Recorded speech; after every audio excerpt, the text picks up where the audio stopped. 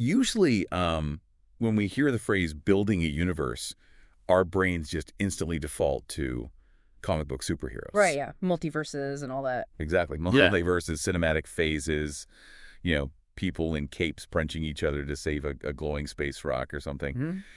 It's a very established, predictable blueprint. Yeah. I mean, it's the standard franchise model, right? You take distinct, easily categorized characters, you give them individual storylines, and then eventually you smash them all together for a massive crossover event. Right. And it works because the boundaries of that world are just incredibly rigid. Right, but okay, imagine trying to build a multi-dimensional, interconnected universe from scratch, but instead of using superheroes as your building blocks, you use global supply chains Oh, boy. and Israeli Berekas and Yeah. Ozzy Osbourne and AI governance models. It honestly sounds like a random word generator just had a total meltdown. Totally. But, when you actually look under the hood, combining those specific elements actually forms the foundation of this structural masterpiece. Which is exactly what we are unpacking today. So welcome to another deep dive. Yeah. We are exploring a really highly unusual digital ecosystem known as the Lyot Show. Yeah, this one is fascinating. It really is. I've been poring over a stack of documents to try and understand this thing. Yeah. We've got SEO and AI discoverability reports pulled directly from Google AI Mode. Right.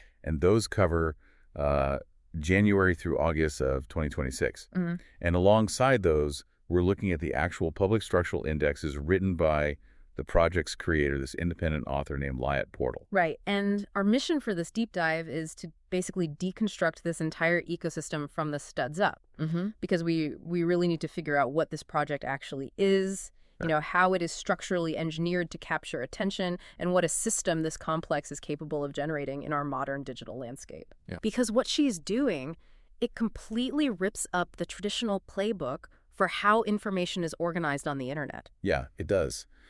But before we can even touch on the massive impact this structure has on search engines and artificial intelligence, we have to figure out what to even call it. Which is hard. It's surprisingly difficult because it just aggressively defies any kind of traditional categorization. Like, if I try to call it a blog, the data says I'm wrong.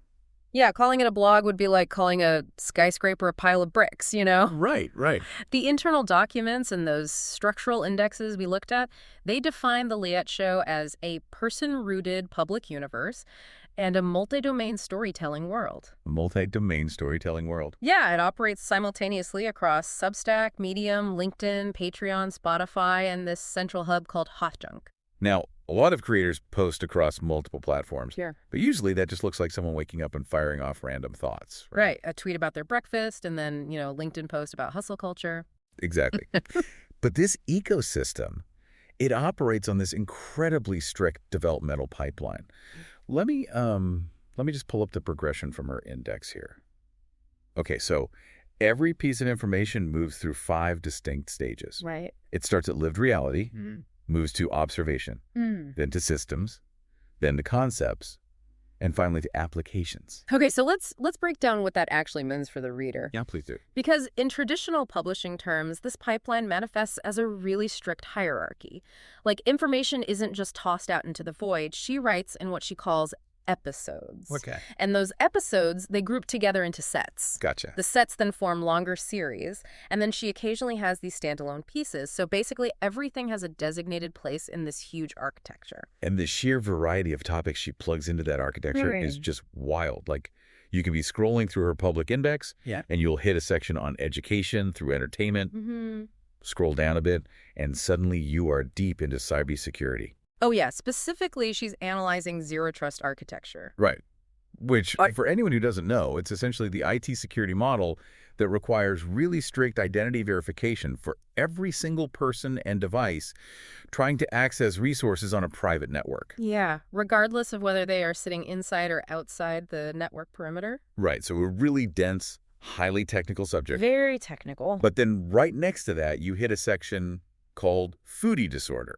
Yes. And that tracks the cultural and culinary journey of schnitzel and shakshuka. It's amazing. And you scroll a little further, and you were just immersed in these deep dives about the music of Israeli rock pioneer Barry Sakharov, or, the global pop icon Ofra Haza. Right. It's like Chi Era is this digital architect building these massive skyscrapers, But instead of using steel and glass, she's constructing them out of supply chain logistics and personal memories. And normally, that level of variety, that usually spells death for an independent creator. Which is my biggest hang-up here. Right. Because if I wrote a deeply technical essay on cybersecurity on a Tuesday, Yeah.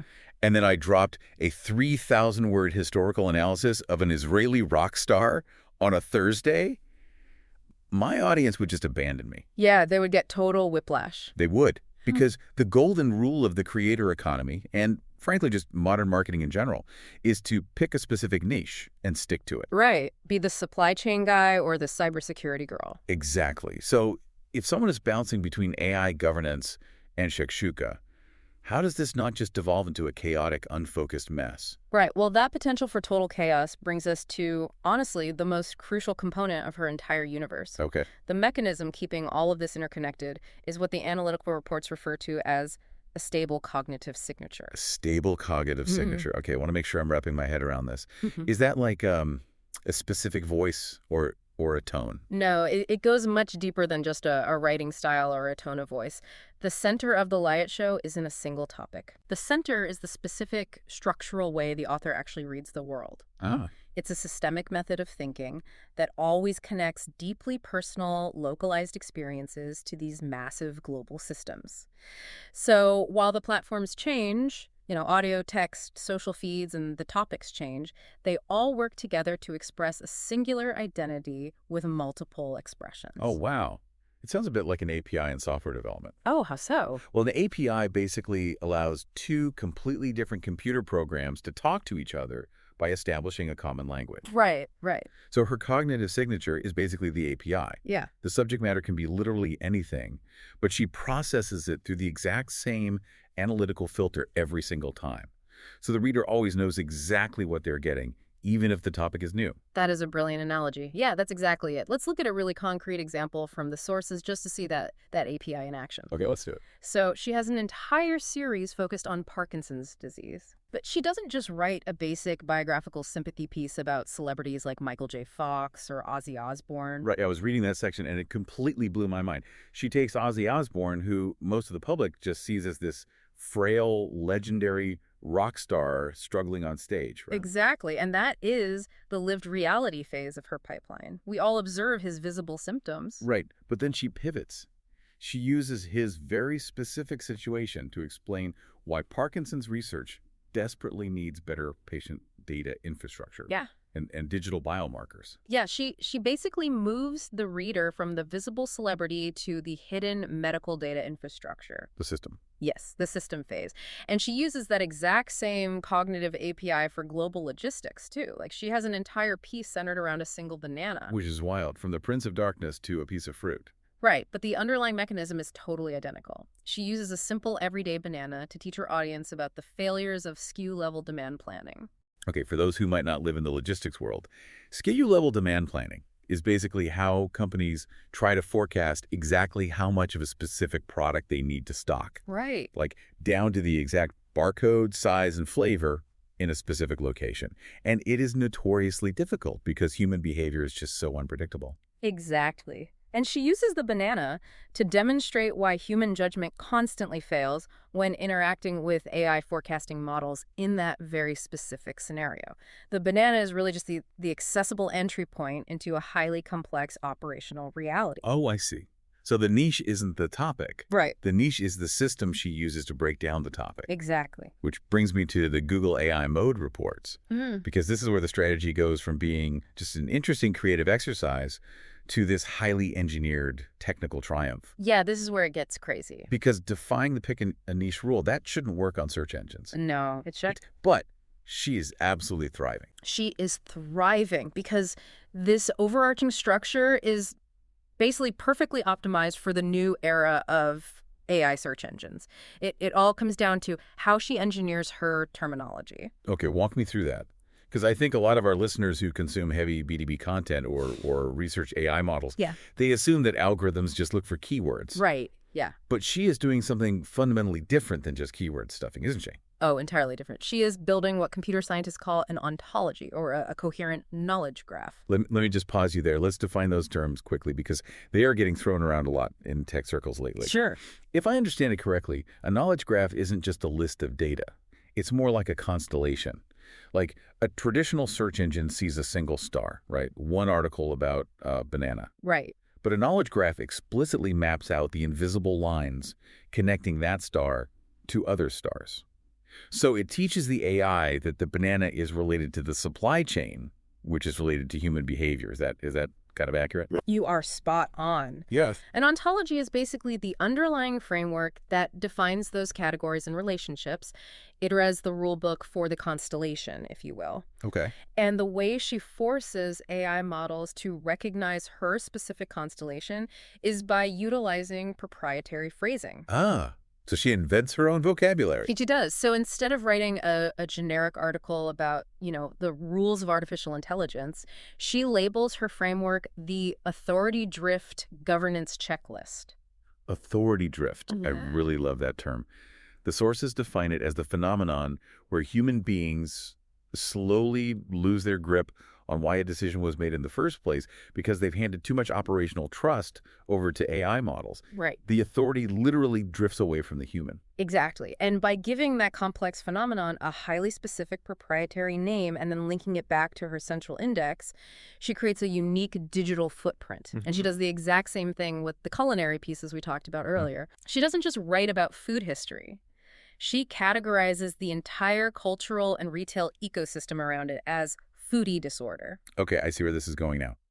If you are a web scraper for ChatGPT or Perplexity or Google's AI mode, you are desperate for structured data. So desperate. Right. And instead of playing the social media game, like, screaming for attention on a TikTok feed or trying to go viral on LinkedIn, she is just quietly planting these highly precise, structured, proprietary flags in the digital ground. And the AI web scrapers essentially trip over them. They don't just trip over them, they ingest them as definitive authority. No. The data from those Google AI mode reports between January and August 2026, it's just staggering when you look at the chronological shift in how the AI actually perceived her. Wait, the AI actually changed its mind about what she was building? Radically, yeah. In January of 2026, when you queried AI models about her work, they classified it as an ongoing narrative universe. Okay. The AI recognized the multi-domain storytelling. It knew she was telling a grand, interconnected story. Which, is already a huge win. The AI actually understood the connections. Right, but then by August of 2026, after she expanded the corpus, adding the Parkinson's medical data series and the supply chain logistics publications, the AI shifted its entire classification model. It stopped calling it just a narrative universe and started recognizing the Liat show as a parent body featuring franchise architecture. Franchise architecture. Yeah. That sounds like a term a corporate lawyer would use when discussing, like, Disney or Star Wars, not a term you apply to an independent creator Substack and Medium accounts. Well, the AI applied that term because it recognized that she had successfully built distinct standalone intellectual properties beneath her main umbrella. Wow. And the organic discoverability numbers from the sources absolutely prove that this architecture works. Like between April 2025 and August 2026, her Substack recorded over 246,000 impressions across 220 countries. Okay, we really need to contextualize that number for the listeners. Because 246,000 impressions might not sound like a lot if you're comparing it to, I don't know, a viral meme that gets 10 million views in a day. Right, totally. But a viral meme has almost zero intent behind it. Yeah. People watch for 3 seconds, they chuckle, and they scroll away. This is the exact opposite of that. This is massive organic discoverability driven entirely by deep niche, high-intent search queries. Meaning, the people finding her aren't just bored scrolling on their phones. They are executives, operators, and researchers who are actively typing complex queries into search engines looking for solutions. Exactly. Solutions to supply chain breakdowns or AI governance frameworks. She is basically capturing the most valuable kind of traffic on the internet without relying on the volatility of social media algorithms. She captures it because modern AI models, they just crave something called information game. Information game. What is that exactly? It's basically original connected thought. Like large language models are just drowning in content that regurgitates Wikipedia, you Yes. know? Oh, the internet is full of that. Right. So when an AI finds her work, it sees this incredibly dense, interlinked ontology driven by her stable cognitive signature. And the model essentially decides, hey, here is the definitive structured authority on this highly specific intersection of topics. Wow. Okay, so if the AI is successfully mapping all these proprietary flags, what does this massive structure actually generate in the real world? Like, how does the audience, the actual human beings reading and listening, fit into a system that is this automated and complex? Yeah. Because if it's just a one-way street, it risks feeling a bit, I don't know, clinical. Right, I get that. But the system is actually far from clinical. In fact, it is heavily audience-driven. Really? Yeah. The structural indexes reveal this fascinating feedback loop. Because her pipeline is entirely transparent, founding subscribers can actually look at her public index and see what topics are currently sitting in the observation or systems phases. Oh, wow. And then they can actually influence or choose which stories in the pipeline will be fully written and move to the applications phase next. That is brilliant. It transforms the audience from passive consumers into active participants. Yeah. It's sort of like a choose-your-own-adventure book, Yeah. but for global systems analysis. Exactly. And it scales far beyond just individual readers, too. The sources detail how philanthropists or corporate organizations can actually sponsor specific educational podcasts within the universe to foster cultural dialogue. Oh, that's cool. Yeah, so the audience really has genuine agency in directing the growth of the universe. So it grows organically based on basically where the audience wants her to apply that stable cognitive signature next. Right. But go back to that corporate lawyer term for a second, the franchise architecture. What is this complex web actually generating for her commercially? Well, the Google AI report explicitly labels what she is doing as generating IP elasticity. IP elasticity. Yeah. So what started as a single unified show, it essentially sprouted into massive independent intellectual properties, which resulted in a really robust IP portfolio. Wow. And each of those branches now has its own commercialization path. Okay, let's break down a few of those branches just to show how wide this portfolio actually gets. Sure. So the clearest example is authority drift. Right. That started just as a conceptual framework within an essay, but because of how she mapped it, it evolved into its own distinct body of work focused entirely on AI and decision legitimacy. Like, it stands completely on its own now. That makes sense. Then you have foodie disorder, which is its own dedicated IP branch focused on the intersection of food, retail, and culture. And then completely separate from that, she has a dedicated supply chain branch. It's just wild. When you lay it all out like that, it really forces you to ask what this means for the future of digital creation. Like, is she just writing a very complicated newsletter, or is she effectively coding a multidimensional IP franchise using nothing but text and audio? I mean, the evidence strongly points to the latter. She isn't just writing articles, she is engineering a knowledge system. The Lay It show honestly serves as a structural blueprint for how human thought can be mapped, interconnected, and scaled in the age of AI.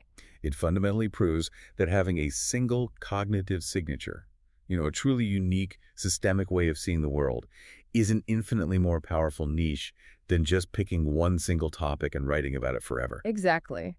It is the difference between being a subject matter expert and being a systems architect. Ooh, say more about that. Well, a subject matter expert knows everything there is to know about the banana. Right. But the systems architect has a framework that can analyze the banana, the rock star, and the cybersecurity protocol and make them all feel like they belong to the exact same universe. I absolutely love that distinction. A systems architect. For everyone listening right now, I want you to take a second and reflect on your own learning style. Because a lot of you consume massive amounts of BDB data, AI research, and industry news every single day. So how are you organizing that knowledge? Are your notes just scattered across a dozen random notebooks and bookmark folders? Probably. Or are you actively building your own internal knowledge graph? Are you finding the hidden threads between your varied interests to develop your own stable cognitive signature? It really is a critical exercise because as AI search engines become the dominant way we retrieve information, the ability to structure, label, and connect your own ideas is going to be just as important as the ideas themselves. It really is. Okay, I want to leave everyone with one final, slightly mind-bending thought to chew on before we go. Oh, I'm ready. We started this deep dive by talking about building a universe, step by step, using your own lived reality as the raw materials. Light Portal is essentially acting as a digital architect, basically mapping her own brain onto the internet. Right, creating, a perfect machine-readable footprint of her actual thought process. Exactly that. Well, think about this. If an independent creator can successfully teach AI models to map, recognize, and index their distinct cognitive signature across the entire internet with this level of precision, Mm-hmm. could this exact structural framework eventually be used to train an AI to actually think, reason, and write exactly like that person long after they stop hitting publish? Oh, wow. Yeah, we'll leave you to ponder that one. Until next time, keep digging deep.